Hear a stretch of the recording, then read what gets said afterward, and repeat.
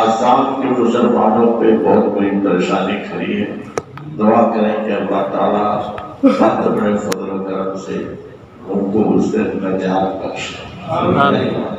دعا کرو. اللہم صلی علی محمد یا اللہ یا رحمان یا ستار القلوب والعیوب.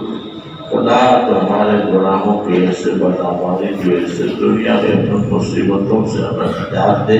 آمین. کہ ہمیں صبر کرنے کی کوئی طاقت و سکت نہیں.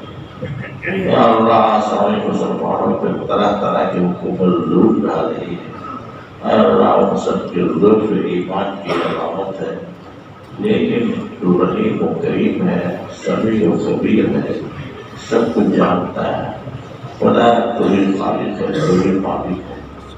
وہ ظالموں کو بھی ہے، مظلوموں کو بھی ہے. اور اللہ تو بہت بڑے فضل و کرم سے ظالمین کی حکمتوں کو پست فرما اور مظلوموں کو حکمت و توانائی عطا فرما. اور جس طرح سے بھی ہو سکے ان کے ظلم و ستم سے آسامی مسلمانوں کو نجات بخشے.